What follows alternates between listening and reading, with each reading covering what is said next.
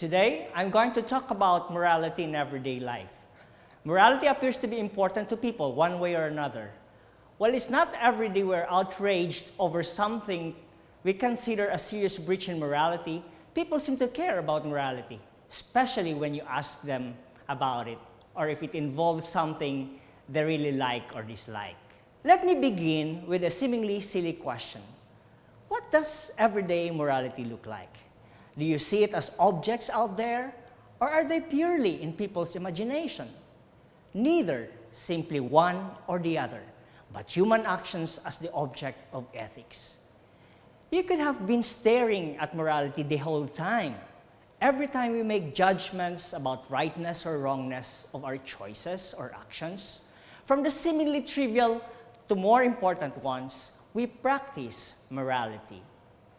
Perhaps another question on people's minds has to do with whether morality is an easy thing to crack.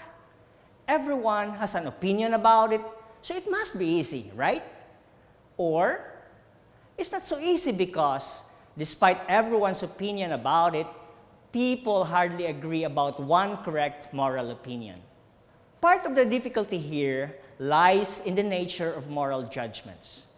These judgments involve so-called Janus-faced expressions, good, bad, right, wrong, that seem to suggest, on the one hand, there are readily identifiable objects to which such expressions point to, and on the other hand, they implicate the very assumptions that are synonymous with the very judgments made.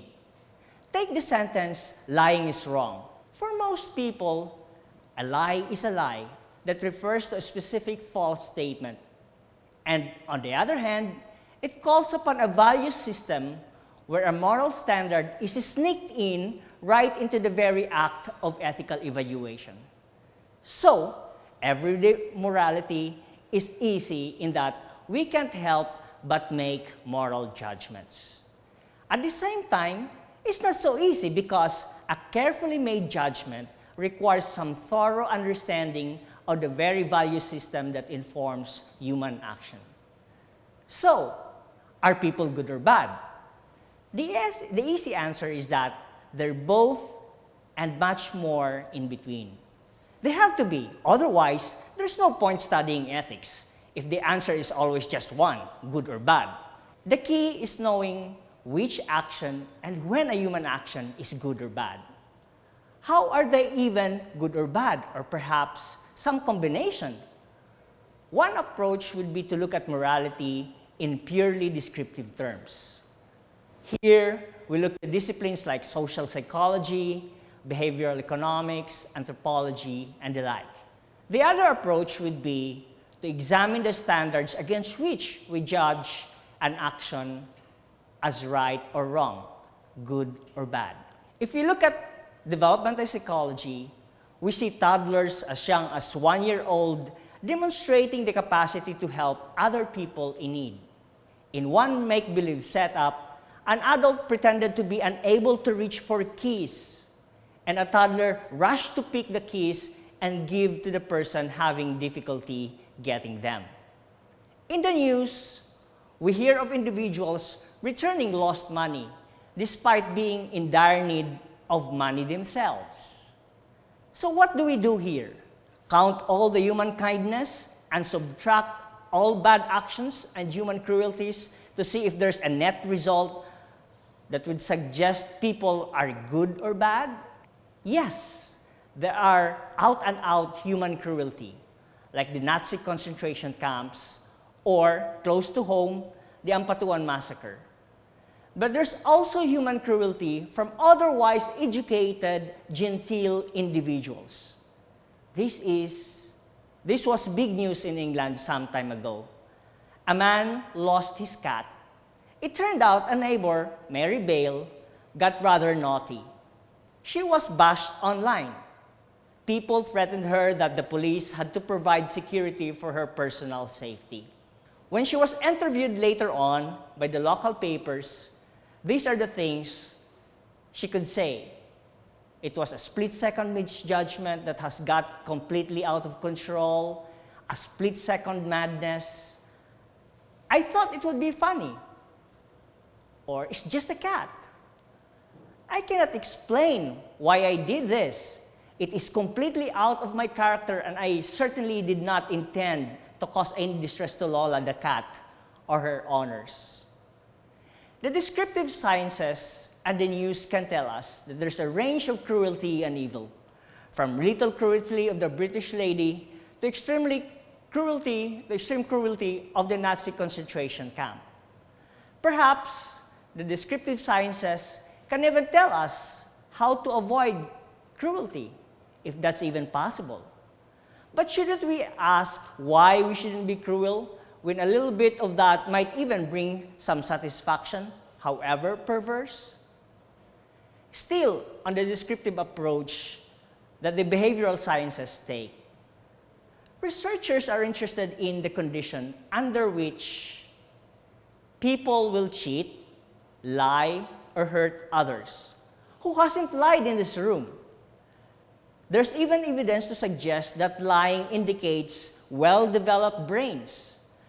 The more sophisticated the brain functions of animals are, the more capable they are of lying.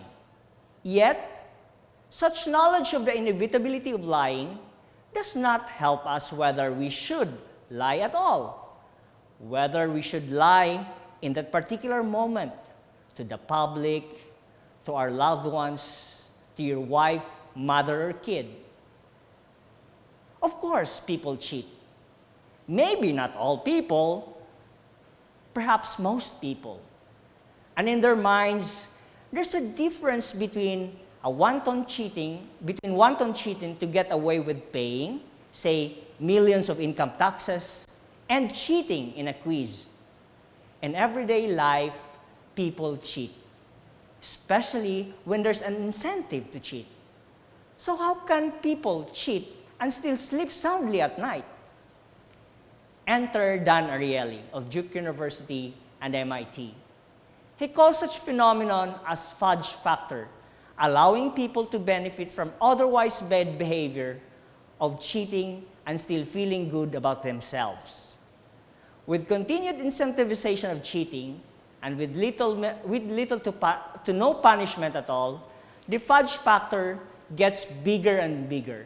Imagine amplifying the "it's just a cat" rationalization. In one experiment of Professor Ariely, students were made to take a difficult exam within an impossibly short period of time. Once done, exam takers would indicate how many items they got right and be paid accordingly. They're told that once they check their own work, they have to shred their own exam papers. In the middle of the exam, unknown to exam takers, a paid actor rose from among those exam takers and declared, "I'm done. What will I do next?" Such act created pressure for the others to cheat. But what about when people are asked to pledge that they are not going to cheat? Say, you'll make them swear on the Bible. Well, would that work? In Ariely's work, yes, it does. Cheating goes down when people would indicate before the exam that they pledge not to cheat. Heck, it doesn't even matter if atheists believe in God or the Bible.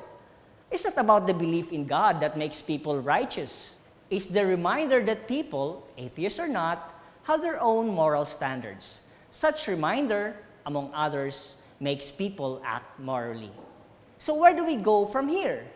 Do we build a catalog of sins or bad behavior and somehow figure out whether such catalog would tell us how to behave in certain occasions?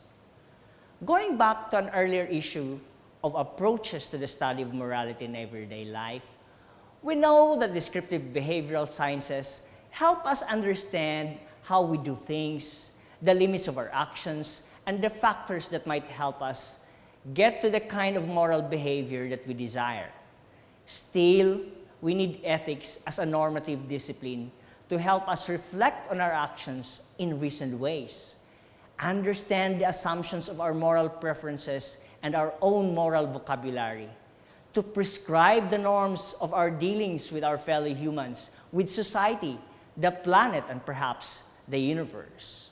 As a normative discipline, ethics offers a wide range of perspectives and standards against which human actions are analyzed. For instance, we can make sense of human action in everyday life and the goals it seeks to fulfill. Pleasure over pain drives people to act in certain ways. Maximize pleasure, minimize pain. Another would be to understand action in accordance with a sense of duty. An action is morally praiseworthy not because it brings about pleasure, but because it is in accordance with the moral law. Also an option is to look at an action being virtuous and consistent with a moral exemplar. It demonstrates moral courage or character. These are some of the frameworks that guide human action beyond what descriptive approaches tell us.